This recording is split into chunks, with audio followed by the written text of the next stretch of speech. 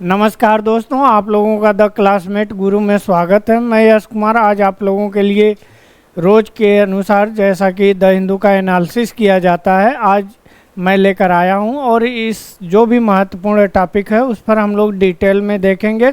और यह बाइलिंगुअल होगा, जो कि हिंदी और इंग्लिश दोनों भाषाओं में, और उससे एक्स्ट्रा जो भी सोर्स होगा उस पर भी हम लोग जिक्र करेंगे। आइए हम लोग देख लेते हैं। आइए हम लोग पहले हाईलाइट देख लेते हैं। न्यूज का क्या हेडलाइन है उसके बारे में हम लोग देखते हैं। पहला है आपका Iran Israel tension, cloud future of Indian hire for Israel construction site. जैसा कि आप लोग जानते हैं, कुछ समय पहले जो भारत में स्किल लेबर थे, खासकर उन क्षेत्रों में जो कंस्ट्रक्शन से रिलेटेड थे, उनको हायर करने के लिए इजराइल सरकार द्वारा पहल किया गया था और एक एग्रीमेंट MOU पर सिग्नेचर किया गया था। उसके थ्रू 5,000 करीब कंस्ट्रक्शन वर्करों को भारत से वहां पर ले जाने की बात हुई थी। लेकिन बीच में ऐसा हुआ कि आप लोग जैसा जानते हैं, इजराइल फ़लस्तीन जो वार चल रहा है, जिसको लगभग 6 महीने हो गए, और इसको देखते हुए अभी हाल ही में इजराइल ने दमिश्क जो है वहाँ पर जो कि आपका वाणिज्य दूतावास है ईरान का, उस पर उसने हमला किया। हमला को करने के बाद यह टेंशन और बढ़ गया, और बढ़ने के बाद जैसा आप जानते हैं कि इजराइल जो फ़लस्तीन है, फ़लस्तीन में आपका जो हमास ग्रुप है, हमास एक तरह से ईरान का मिलिशिया ग्रुप के रूप में काम करता है, और वहाँ पर वह इनडायरेक्टली उसका सपोर्ट जो है ईरान जो है वह हमास को इनडायरेक्टली समर्थन करता है। और यह जब हमला हुआ उसके बाद से जो यह वर्कर हैं, यह जो वहाँ पर गए हुए हैं या कुछ लोग जाने के जो हैं अपना प्लान बनाए हैं, उनके लिए एक टेंशन की बात हो गई है, जिसको लेकर तो इस पर हम लोग डिटेल में देखेंगे। वहीं आपका है दूसरा इसी से रिलेटेड खबर है, 17 Indian abroad Israel cargo vessel seize by Iranian. Iran के द्वारा एक कार्गो वेसल का सीज किया गया है। ईरान के जो आप लोग जैसा जानते हैं रिवोल्यूशनरी गार्ड है ईरान की, उसके द्वारा, और वहाँ पर 17 भारतीय इसमें थे। जो जितने भी कार्गो के मेंबर थे उसमें, उनको भारत सरकार छुड़ाने का प्रयास कर रही है, और दिल्ली और तेहरान के बीच लगातार संपर्क जारी है। देखिए वह लोग कब तक छूटते हैं, यह मुद्दा है, इस पर भी हम लोग जिक्र करेंगे। वहीं आपका अगली खबर है, why is there a WHO alert on the viral hepatitis. Hepatitis पर WHO का रिपोर्ट आया है, जिसमें यह बतलाया गया है कि चाइना के बाद भारत हेपेटाइटिस के मामले में सेकंड नंबर का दूसरा देश है। और हेपेटाइटिस के बारे में बात करेंगे कि हेपेटाइटिस बीमारी क्या होती है या कैसे होती है, और इसका क्या क्या परिणाम है, और आगे चल के भारत में इसके बढ़ने के पीछे क्या कारण है, इस पर भी हम लोग जिक्र करेंगे। वहीं आपका अगली खबर है, zero science the science related to ageing. जैसा कि आप लोग जानते हैं, अवस्था बढ़ती जाती है, तो अवस्था बढ़ने के साथ साथ कई बीमारियां जैसे हृदय से संबंधित, या तो BP से, या तो शुगर से संबंधित बीमारियां होती हैं, तो उसके बारे में बतलाया गया है, उसको भी हम लोग डिटेल से जिक्र करेंगे। वहीं अगली खबर आपका है, Kwatra meet US official review the progress of strategic partnership. जैसा कि आप लोग जानते हैं, भारत और अमेरिका लगातार अपने जो रणनीति जो सहयोग है उसमें आगे बढ़ रहे हैं, और उसी में जो भारत के विदेश सचिव हैं विनय क्वात्रा, वह वाशिंगटन में गए हुए हैं 3 दिनों के ऑफिशियल दौरे में, और उसी दौरान उनका जो है आपका वह स्ट्रेटेजिक पार्टनरशिप पर प्रोग्रेस पर वह सहमति बनी है, और उसी में प्रगति हुआ है, उस पर भी हम लोग डिटेल में जिक्र करेंगे। और अगली खबर है आपका ट्रेंड इन क्लाइमेट चेंज ज्यूरी प्रिडेशन। जैसा कि आप लोग जानते हैं कि जो क्लाइमेट चेंज जलवायु का परिवर्तन हो रहा है उसको कैसे न्यायप्रिय बनाया जाए, किस प्रकार उसे न्याय के दायरे में रखा जाए। वहीं अगली खबर है AI presents challenge opportunity for court. CJI कहे हैं आपके मुख्य न्यायाधीश डीवाई चंद्रचूड़ जी ने यह कहा है कि जो आपका एआई है, आर्टिफिशियल इंटेलिजेंट है, यह कोर्ट के लिए, न्यायालय के लिए आपका एक अपॉर्चुनिटी भी है और साथ ही साथ एक चुनौती भी है। तो उस पर भी हम लोग डिटेल में जिक्र करेंगे।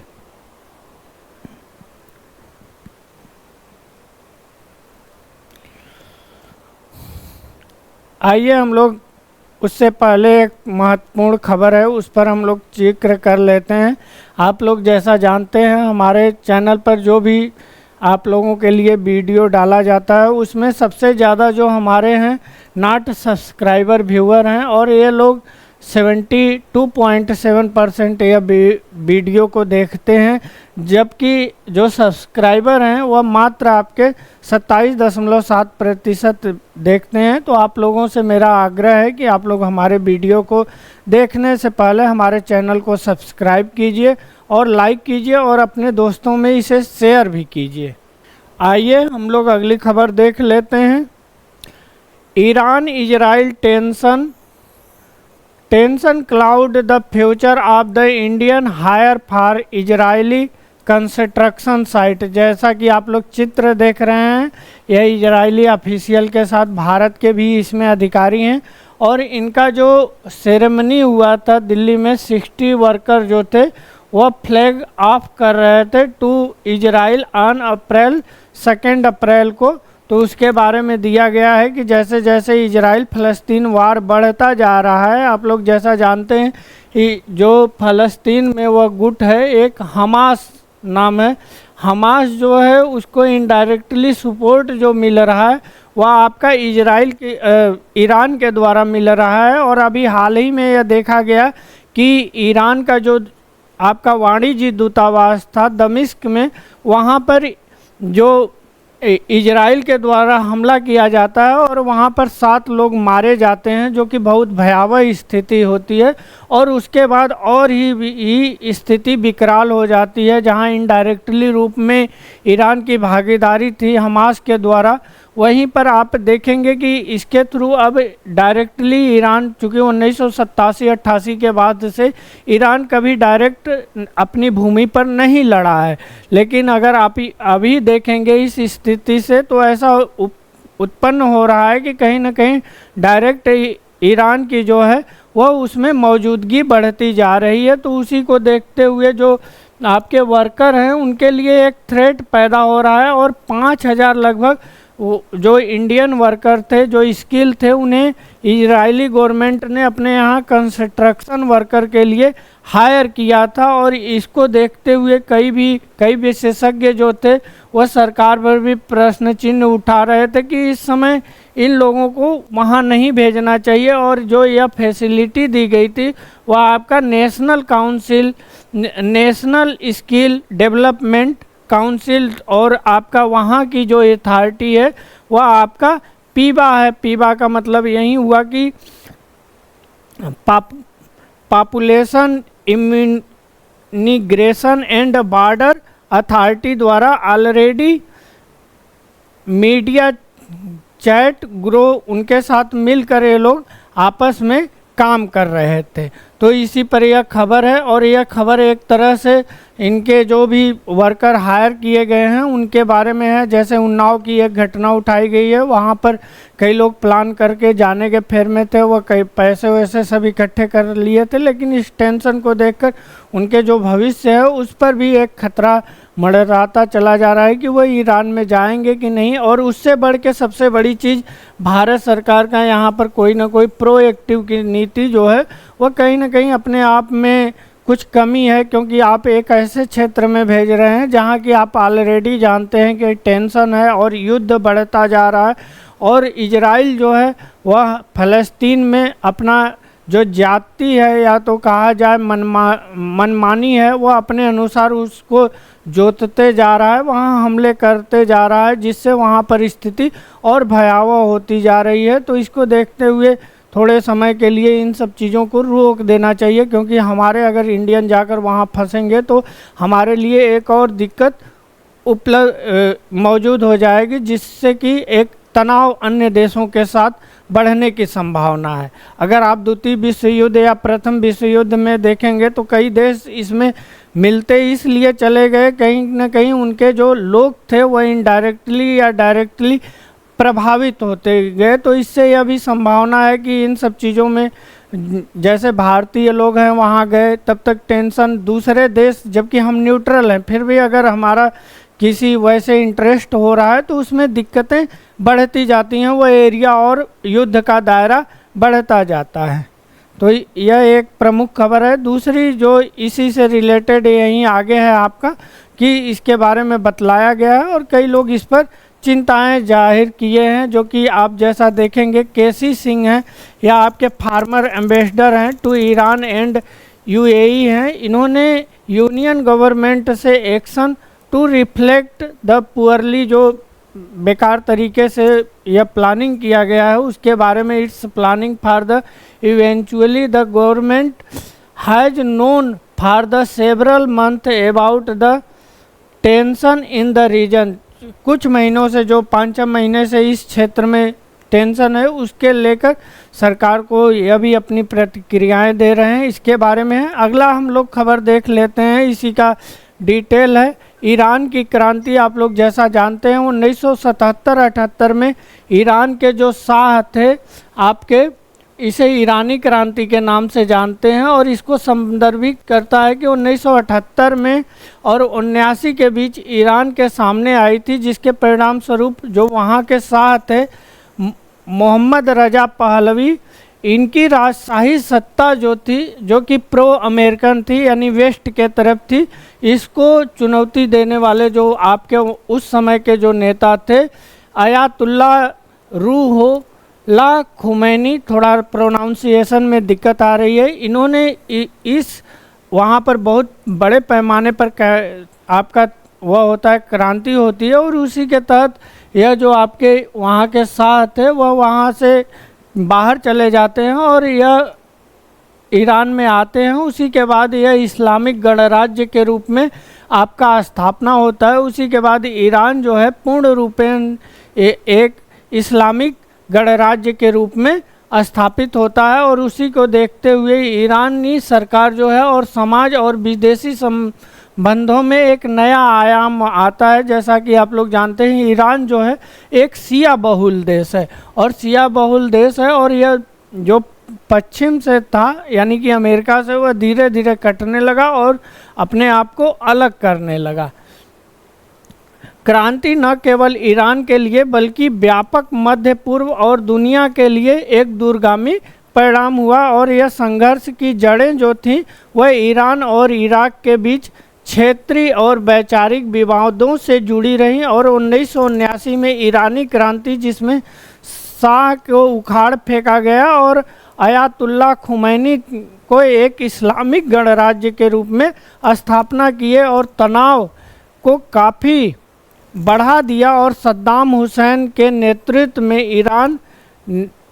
इराक ने ईरान की क्रांति को अपनी स्थिरता के लिए खतरा माना और आपका क्रांति की अराजकता का फ़ायदा उठाने की कोशिश की। जैसा कि मैं बतला चुका हूँ आप लोगों को, जब यह युद्ध प्रारंभ हुआ, क्रांति वहाँ पर हुई, तो उसके परिणाम स्वरूप यह देखा गया कि जो उसके पास ही में पड़ोसी देश है इराक, उस समय उस पर जो वह क्षेत्र अधिकार जो था वह सद्दाम हुसैन के क्षेत्र में आता था, क्योंकि जो इराक का कुछ एरिया है और ईरान का ऐसे है, तो मान लीजिए यही ईरान वाला एरिया है, यहाँ पर पूरी तरह शिया है, शिया बहुल है, और यह वाला आधा एरिया जो है यह भी आपके शिया हैं, इधर आपके सुन्नी हैं। तो इस जब सद्दाम हुसैन थे तो उन्होंने इस अराजकता को, जो क्रांति थी, इसका लाभ उठाने की कोशिश की, और उसी को देखते हुए 22 सितंबर 1980 को वहाँ ईरान पर इराक ने हमला कर दिया और इसके चलते अंतर्राष्ट्रीय बाजार में जो तेल की कीमतें थी वह बहुत ज़्यादा बढ़ गई। आप लोग अगर भारतीय अर्थव्यवस्था को फॉलो करते होंगे तो उस समय भारत में तेल के दाम बहुत ज़्यादा बढ़ गए थे, जिससे हमारा एक्सपोर्ट जो था वह कम हो गया था, इंपोर्ट बहुत ज़्यादा हो गया था और उसका जो हमारे प्रतिकूल व्यापार प्रतिकूल पर काफ़ी ज़्यादा प्रभाव पड़ा था।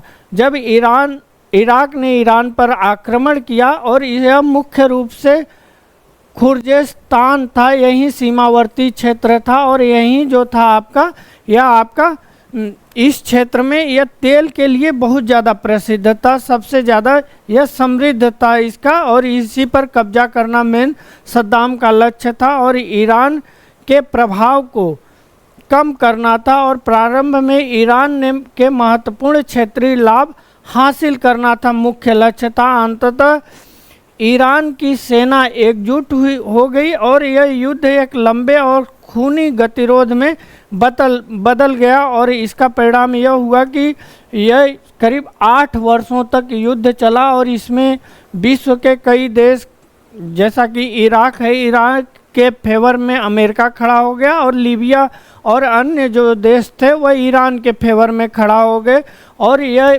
बाद में जब यह युद्ध समाप्त हुआ उस समय इंटरफेयर जो करना पड़ा वह यूएनओ को करना पड़ा, तब जाकर यह युद्ध लड़ा गया। और यह बतलाने के पीछे मेरा मेन मकसद था कि ईरान जो है उस पर सिर्फ 1988 तक ही युद्ध हुआ था उसके भूमि पर। उसके बाद ईरान इनडायरेक्टली उसके जो मलेशिया ग्रुप हैं अन्य देशों में, जैसे यमन में हुती देखेंगे, अन्य देश वैसे ही आप फ़लस्तीन में देखेंगे, आपका हमास देखेंगे, तो इन सब के बीच आपस में जो बढ़ावा देना, इनडायरेक्टली सपोर्ट करना, वही ईरान का काम है, लेकिन वह अपनी भूमि पर युद्ध पसंद नहीं करता है। लेकिन जब से यह दमिश्क में उसके उच्चायोग पर जो हमला हुआ है उसके बाद यह संभावनाएं बहुत प्रबल जा रही हैं कि अब डायरेक्टली ईरान अपना इंटरफेयर करेगा। और इसी से लेके आपका है जो मैं बतलाया हूँ, अंतर्राष्ट्रीय वैश्विक बाजार में तेल की कीमतों पर बहुत ज़्यादा प्रभाव पड़ा था, क्योंकि ईरान और आपका इराक दोनों देश तेल के प्रमुख उत्पादक थे उस समय। अगस्त 1988 में संयुक्त राष्ट्र की मध्यस्थता के बाद युद्ध विराम था वह समाप्त हो गया और अपने अपने पक्षों में, और इसका उद्देश्य कोई हासिल नहीं हो पाया, कोई सीमाओं में परिवर्तन नहीं हो पाया। जिस मकसद से इराक ने ईरान पर युद्ध किया था उसको भी वह टारगेट को सिद्ध नहीं कर पाए, हासिल नहीं कर पाए, यही इसका मेन है। अब हम लोग अगला चलते हैं, उसी से रिलेटेड है। 70 इंडियन एबोर्ड टू इजराइल ली cargo vessel seize by Iran. यह ईरान के द्वारा जो यह आपका वेसल है इसका जो नाम है यह आपका MSC एरीज है और यह जो सीज किया गया है यह ईरानियन रिवोल्यूशनरी गार्ड द्वारा किया गया है और यह गल्फ के हार्मुज में इसको सैटरडे आपको शनिवार को इसको सीज किया गया है और जिसमें आप यह दिखाया गया है यह एकदम रियल है। और यह जो है एक्स पर यानी कि जो आपका ट्विटर है उसी पर यह जो है आपका वीडियो इसको प्रसारित किया गया था, उसी से रिलेटेड है। और इसमें जो क्रू मेंबर थे इसमें 17 भारतीय थे और इंडिया और तेहरान के बीच वार्ता चल रही है इनको छोड़ने के लिए, तो उसी पर भारत की अथॉरिटी और ईरान अथॉरिटी लगातार एक दूसरे के टच में है। तो इन सब चीज़ों से टेंशन दिखाया जा रहा है कि टेंशन कितना रेड सी में आपका बढ़ गया उसके बारे में बतलाया जा रहा है। अब हम लोग अगली खबर पर चलते हैं और यह उसी से रिलेटेड है। Post on the x Iranian state run news agency जो है वह इरना है, यह कोट की है, and information sources confirm the seizure of the foreign vessel. Foreign vessel के बारे में उसने कन्फर्म किया है कि यह हम लोग सीज किए हैं और यह जो है आपका Persian Gulf near the Strait of Hormuz के पास इसे सीज किया गया है। Other Irani media reported that the vessel was the C Aries the United Kingdom Maritime Trade Operator Agency also confirm the accident. जो आपकी जितनी भी रिपोर्ट वहाँ की लोकल ईरानी है वह भी, और जो इंग्लैंड की यूके की जो एजेंसी है वह भी कन्फर्म की है कि ऐसी घटनाएं हुई हैं। तो इससे यही जाहिर होता है कि जो टेंशन है इजराइल और फ़लस्तीन जो वार को लेकर, वह गल्फ़ देशों में भी धीरे धीरे अपना पैर पसार रहा है। इसके परिणाम स्वरूप भारत में क्या होगा, भारत के नज़रिए से भी यह सुरक्षा की स्थिति है, क्योंकि इससे इन्फ्लेशन बढ़ने की स्थिति है, फूड सप्लाई या अन्य सप्लाई चेन पर प्रभाव पड़ेगा, जिससे कि अंतर्राष्ट्रीय बाजार में कीमतें बढ़ेंगी तो कहीं ना कहीं अस्थिरता की स्थिति पैदा होगी। आइए हम लोग अगली खबर पर चलते हैं। Why is there WHO alert on the viral hepatitis. Hepatitis जो वायरल है उसके बारे में WHO अलर्ट क्यों कर रहा है, इसके बारे में एक खतरा क्यों बतला रहा है, उस पर हम लोग जिक्र करते हैं। What are the finding the global hepatitis report 2024 जो कि WHO द्वारा, वर्ल्ड हेल्थ ऑर्गेनाइजेशन द्वारा जारी किया गया है, उसके बारे में कहा गया है। उसमें क्या पाया गया है, why does the India have such high disease load of hepatitis B and C. Hepatitis का जैसा आप लोग जानते हैं 4 प्रकार होती है, A, B, C और D। यह होने के पीछे 2 कारण है। एक तो आप लोग एल्कोहलिक, जो लोग मदिरा या उसके शराब का सेवन करते हैं, और एक दूसरे जो होते हैं नॉन एल्कोहलिक होते हैं, जिनका कि फैटी लीवर हो जाता है उनमें। और जो एल्कोहलिक होते हैं, आप लोग ज़्यादा से जानते हैं अल्कोहल पीने के बाद डोपामीन बनता है, जिससे सुख की एक प्राप्ति होती है जो क्षणिक होता है, लेकिन अगर वह कंटिन्यू पीने लगते हैं तो उनके लीवर सिरोसिस जैसी बीमारी हो जाती है। जैसे कि आप जानते हैं लीवर जो होता है, अंगूर का एक बंच देखे होंगे, बंच की तरह आकार ले लेता है, लेकिन अगर मान लीजिए वह फिर बाद में अगर छोड़ देते हैं तो उल्टी दस्त अन्य क्रियाएं वह जारी रहती हैं, लेकिन यह स्थिति जो होती है धीरे धीरे नॉर्मल हो जाती है। लेकिन वह लंबे समय तक पीने लगते हैं तो बाद में लीवर से संबंधित डिजीज हो जाता है, जैसे कि लीवर खराब हो जाना या तो लीवर कैंसर हो जाना। इन सब के चलते मृत्यु की संभावनाएं बढ़ जाती हैं। तो वही चीज़ यहाँ बतलाया गया है आपका। जो भारत में हेपेटाइटिस डिजीज का जो लोड है बी और सी प्रकार के सबसे ज़्यादा हैं। Is the increasing the prevalence of the non viral form of the disease like alcohol liver disease and the non alcoholic fatty liver disease adding the burden. इस बर्डन को जो है कि बढ़ा रहा है आपका एल्कोहलिक और नॉन एल्कोहलिक डिजीज। यह स्टोरी के बारे में देख लेते हैं। The story so far Indian account for the 11.6 of the total viral hepatitis disease globally on 2022, making the country the second highest disease load after China. चीन के बाद भारत सबसे बड़ा देश बन गया है, जहां पर 11.6% जो है कि आपके हेपेटाइटिस से संबंधित डिजीज हैं। वहीं आपका यहाँ पर रिपोर्ट दिखाया जा रहा है कि जो Bangladesh, China, Ethiopia, India, Indonesia, Niger, Pakistan, Philippines, the Russia Federation and the Vietnam collectively shoulder near 2/3 of the global burden of hepatitis B and C. जो यह देश हैं यह आपके 2/3 संपूर्ण विश्व के इनके ऊपर भार है, यानी कि यहाँ पर डिजीज मौजूद हैं।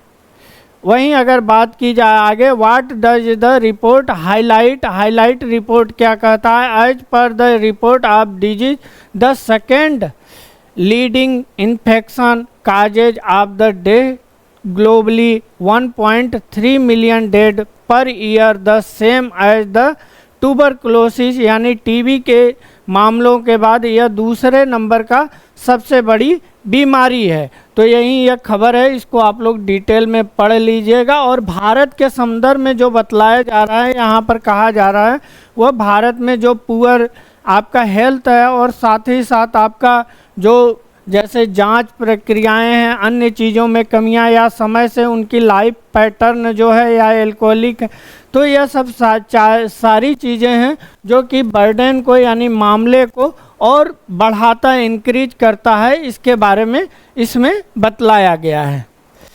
वहीं आपका यह रिपोर्ट जो है इसके बारे में main report larger number of the cases में जो आपके मनोज गुप्ता हैं, liver transplant and GI surgeon, आपके PSRI हॉस्पिटल दिल्ली, यह state that this is due to high risk behaviour like use of the IV drugs, sharing the injection. यह मतलब कि यह जितने भी डॉक्टर हैं आपके दिल्ली बेस्ड महत्वपूर्ण जो हॉस्पिटलें हैं, वह बतला रहे हैं कि भारत में ऐसे मामले बढ़ने के पीछे कारण क्या हैं, इसको आप लोग डिटेल में पढ़ लीजिएगा। आइए हम लोग आगे चलते हैं इसी पर। हेपेटाइटिस यकृत की सूजन को संदर्भित करता है और हेपेटाइटिस जो होता है वह कई प्रकार के होते हैं। कई प्रकार के मेन A, B, C और D।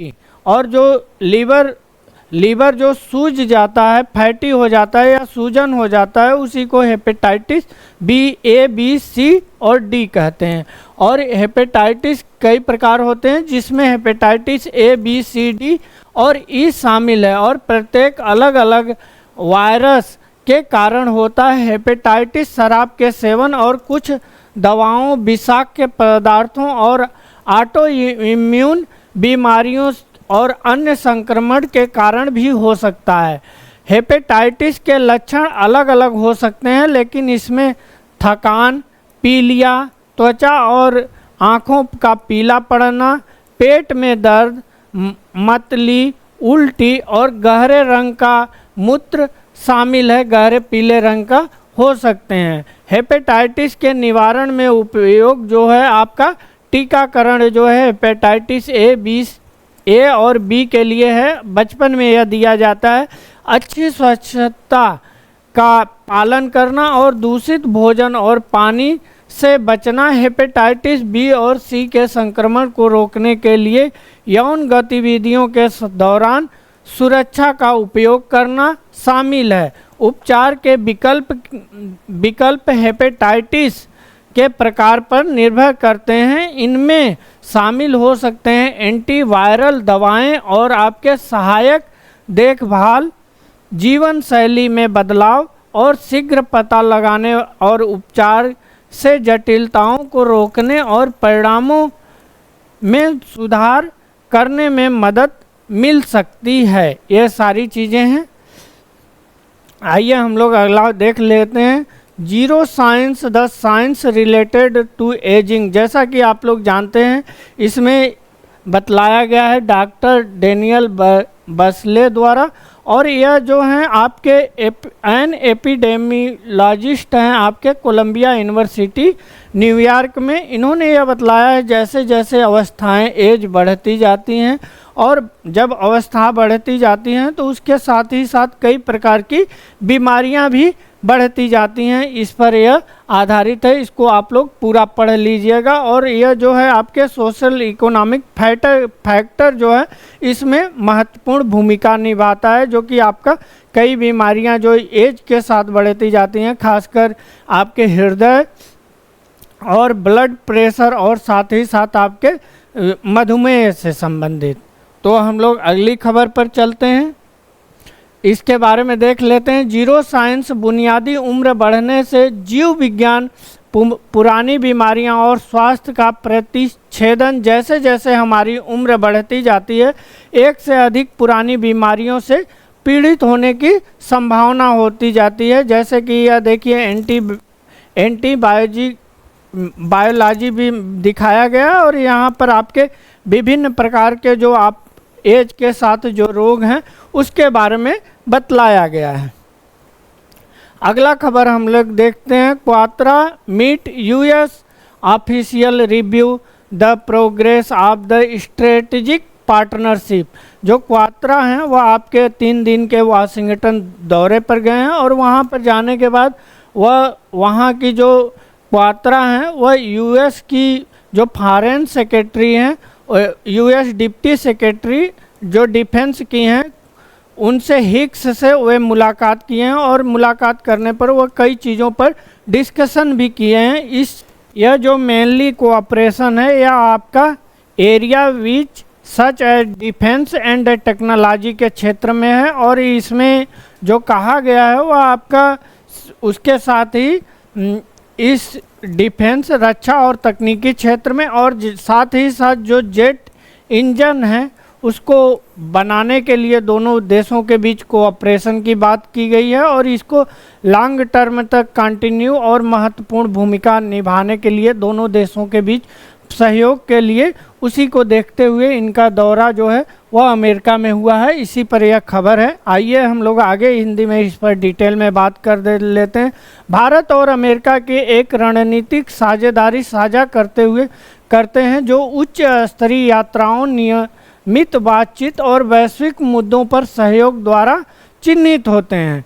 दोनों देश आतंकवाद विरोधी और रक्षा, समुद्री जांच जैसे निकटताओं से सहयोग करते हैं। वहीं आपका आर्थिक संबंध की बात की जाए तो पिछले कुछ वर्षों में भारत और संयुक्त राज्य अमेरिका के बीच आर्थिक संबंध काफ़ी बढ़े हुए हैं। जैसा कि आप लोग जानते हैं, जब से 1991 की भारत एलपीजी मॉडल अपनाया, उसके बाद भारत कैपिटलिज्म यानी कि वेस्ट यहाँ की अमेरिका के तरफ भारत का झुकाव लगातार बढ़ता गया, तो उसी संदर्भ में आर्थिक संबंध काफ़ी बढ़े और दोनों देशों के बीच प्रमुख व्यापार और निवेश भागीदारी भी बढ़ रही है और द्विपक्षीय व्यापार, सूचना प्रौद्योगिकी, फार्मास्यूटिकल, कृषि, रक्षा सहित कई क्षेत्र शामिल हैं। व्यापार असंतुलन को दूर करना और वस्तुओं और सेवाओं के लिए अधिक बाजार पहुंच को बढ़ावा देने पर भी बातचीत चल रही है। वहीं सामाजिक संबंध की बात की जाए तो भारत और अमेरिका हिंद प्रशांत क्षेत्र में स्थिरता, सुरक्षा बनाए रखने में समान हित साझा करते हैं और वहीं बात किया जाए वे आम सुरक्षा चुनौतियों से निपटने के लिए सैन्य अभ्यास, रक्षा सहयोग और खुफिया जानकारी साझा करने में संलग्न है। जैसा कि आप लोग जानते हैं, इंडो पैसिफिक क्षेत्र वर्तमान समय में सबसे ज़्यादा चर्चा में रहा है और इसे फ्री के रूप में और ओपन करने पर भी दोनों देशों के बीच बातचीत जारी है और उसके लिए रणनीति के लिए प्लान भी बनाए जा रहे हैं। दोनों देश क्षेत्र में नेविगेशन के स्वतंत्रता और अंतर्राष्ट्रीय कानून के सम्मान के सिद्धांत का समर्थन करते हैं। वहीं आपकी सांस्कृतिक और शैक्षिक आदान प्रदान की बात की जाए तो भारत और संयुक्त राज्य अमेरिका के बीच सांस्कृतिक और शैक्षणिक संबंध मजबूत हैं, जिससे बड़ी संख्या में भारतीय प्रवासी लोग और दोनों देशों के लोगों के बीच संपर्क में योगदान दे रहे हैं। वहीं अगर शैक्षणिक आदान प्रदान जैसे छात्र नामांकन और अनुसंधान सहयोग और द्विपक्षीय संबंधों में महत्वपूर्ण योगदान करता है। आइए हम लोग आगे देखते हैं। कोविड-19, अगर स्वास्थ्य देखभाल की बात की जाए तो कोविड-19 महामारी जैसी वैश्विक संकट के दौरान भारत और अमेरिका के बीच सहयोग महत्वपूर्ण रहा है और दोनों देश वैक्सीन विकास, चिकित्सा अनुसंधान, महामारी प्रतिक्रिया के लिए सर्वोत्तम प्रथाओं का साझा मिलकर काम कर रहे हैं। वहीं अगर प्रौद्योगिकी और इनोवेशन की बात की जाए तो दोनों देश अंतरिक्ष अन्वेषण, आपका स्वच्छ ऊर्जा, सूचना प्रौद्योगिकी सहित प्रौद्योगिकी और नवाचार के विभिन्न क्षेत्र में सहयोग करते हैं और भारतीय और अमेरिकी कंपनियों के बीच साझेदारी नवाचार बढ़ावा देने और दोनों देशों के आर्थिक विकास में सहयोग करते हैं, इस पर भी दोनों देशों के बीच लगातार समझौते हो रहे हैं और इसको आगे बढ़ाया जा रहा है। वहीं अगर जलवायु परिवर्तन और पर्यावरण की बात की जाए तो भारत और अमेरिका जलवायु परिवर्तन को साथ मिलकर निपटने के लिए महत्वपूर्ण पहचान किए हैं और ग्रीन हाउस गैसों के उत्सर्जन को कम करने के लिए प्रतिबद्ध हैं और स्वच्छ ऊर्जा प्रौद्योगिकी, नवीनीकरण ऊर्जा और सतत विकास पर सहयोग उनकी साझेदारी का एक प्रमुख हिस्सा है। अगर वहीं बात की जाए बहुपक्षीय जुड़ाव की तो भारत और अमेरिका वैश्विक चुनौतियों से निपटने और साझा हितों को बढ़ावा देने के लिए संयुक्त राष्ट्र, G20 और विश्व व्यापार संगठन जैसे अंतर्राष्ट्रीय मंचों पर सहयोग करते हैं। चूँकि कुछ चुनौतियां और दोनों देशों के अलग अलग इशू हैं, लेकिन फिर भी अगर ओवरऑल देखा जाए तो दोनों के संबंध एक महत्वपूर्ण और क्रमिक रूप से आगे बढ़ रहे हैं। AI present challenge opportunity for court, CJI chief justice of India DY Chandrachud ने कहा है कि जो AI है आपका आर्टिफिशियल इंटेलिजेंस है, यह आपका एक जो कि प्रेजेंट हो रहा है कोर्ट के लिए, न्यायालय के लिए एक अपॉर्चुनिटी के रूप में और एक चुनौती के रूप में। यह जो है वह इंडो सिंगापुर जुडिशियल कॉन्फ्रेंस जो दिल्ली में आयोजित किया गया था, उसी में बोलते हुए इन्होंने कहा कि जो आपका AI है एक अपॉर्चुनिटी भी है कोर्ट के लिए और एक आपका चुनौती है, दोनों रूप में इसे प्रदर्शित किया गया है। इसको आप लोग देख लीजिएगा। आइए हम लोग आगे देख लेते हैं। पुनः आप लोगों से आग्रह है कि हमारे वीडियो को देखा भी कीजिए और साथ ही साथ हमारे चैनल को आप लोग सब्सक्राइब भी कीजिए, क्योंकि हमारे जो नॉट सब्सक्राइबर व्यूअर की संख्या है वह सबसे ज़्यादा देखते हैं, जबकि आपके सब्सक्राइबर जो हैं वह आपके कम हैं। तो आप लोग पहले सब्सक्राइब किया कीजिए, फिर हमारे वीडियो को देखा कीजिए और वीडियो को लाइक कीजिए और दोस्तों में इसे शेयर भी कीजिए। आइए हम लोग द क्लासमेट गुरु के बारे में बात कर लेते हैं। सबसे पहले आप लोगों से आग्रह है कि हमारे वीडियो को अपने दोस्तों में खूब शेयर कीजिए और साथ ही साथ मेरे वीडियो को आप लोग ज़्यादा से ज़्यादा हमारे वीडियो को आप लोग देखिए और चैनल को भी सब्सक्राइब कीजिए। और आप लोग गूगल प्ले स्टोर पर जाइए, वहाँ द क्लासमेट गुरु टाइप कीजिए, ऐसा लोगो दिखाई देगा और इसको डाउनलोड करने के बाद ऐप डाउनलोड कीजिए और लॉगिन कीजिए।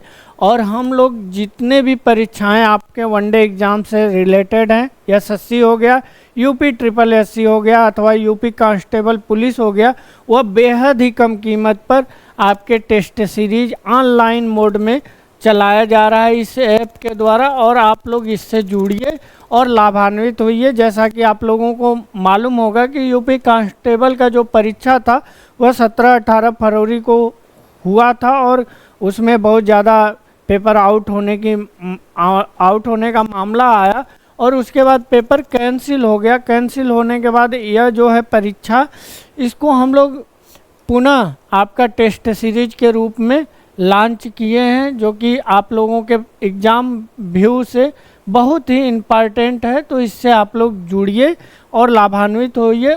मात्र आपके 21 जो पेपर हैं वो मात्र आपके 21 रुपये में हैं, जो कि अगर देखा जाए पैसे के हिसाब से तो एक पेपर जो है 1 रुपये से भी कम पड़ता है। धन्यवाद।